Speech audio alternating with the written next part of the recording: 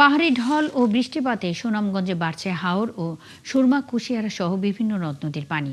গত ২৪ ঘন্টায় সুরমা নদীর পানি ৩৫ সেন্টিমিটার বেড়ে শহরের নবীনগর পয়েন্ট দিয়ে বিপদসীমার মাত্র ৭৬ সেন্টিমিটার নিচ দিয়ে প্রবাহিত হচ্ছে। এদিকে ভারতের উজানে অতি ভারী বৃষ্টিপাত সহ দেশের উত্তর পূর্বাঞ্চলে ১৮ এপ্রিল পর্যন্ত ভারী বৃষ্টিপাতের সম্ভাবনা থাকায় দেশের উত্তর পূর্বাঞ্চলের প্রধান নদীসমূহ সুরমা, কুশিয়ারা, ধনু, বাউলাই, ভুগাই, কংস এবং অন্যান্য উপনদীসমূহের পানি সমতল বৃদ্ধি পেয়ে কোথাও কোথাও মৌসুমী বিপদসীমা অতিক্রম করেছে।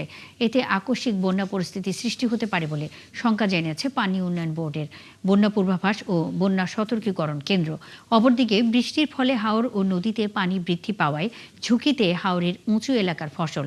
ক্ষয়ক্ষতি এড়াতে হাওরের পাকা ধান কেটে নিতে কৃষকদের অনুরোধ জানিয়েছে কৃষি বিভাগ।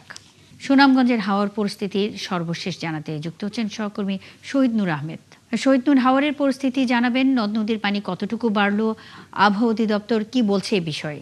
ধন্যবাদ আপনাকে। দেখুন, আমরা যদিও কিছুদিন যাবৎ এই সুনামগঞ্জের নদ নদী এবং পানির খবরাখবর জানাচ্ছিলাম, আমি যদি আপনাকে জানানোর চেষ্টা করি, দেখতে পাচ্ছেন এই যে আমার সামনে সুরমা নদী একেবারে পানিতে টইটম্বুর এবং আসলে ক্রমশই পানি বাড়ছে। আজকে পানি উন্নয়ন বোর্ডের যে তথ্য সেটি হচ্ছে সুনামগঞ্জের গত ৪৮ ঘন্টায় গতকাল বেড়েছে হচ্ছে ৬১ সেন্টিমিটার, আজকে বেড়েছে ৩৫ সেন্টিমিটার, অর্থাৎ বৃষ্টিপাত হচ্ছে এবং পানি বৃদ্ধি পাচ্ছে।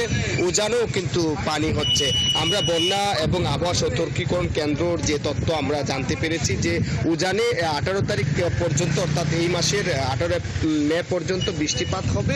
এর ফলে নদ নদীর পানি বৃদ্ধি পেতে পারে। শঙ্কার কথা হচ্ছে এখনও কিন্তু কৃষি বিভাগের যে তথ্য, নন হাওর অর্থাৎ উঁচু এলাকার জমি এখনও কর্তনের বাকি রয়েছে। প্রায় এখন পর্যন্ত ৮০ ভাগ কাটা হয়েছে।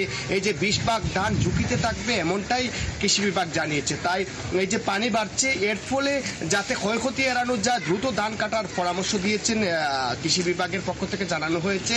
এবং যে সকল ধান আসলে এখনো শুকানো যায়নি, এই বৈরী আবহাওয়ার কারণে সেটি ছড়িয়ে ছিটিয়ে রাখা এবং বাতাসে যাতে আর্দ্রতা নষ্ট না হয় সেই পরামর্শ কৃষকদেরকে দেওয়া হচ্ছে।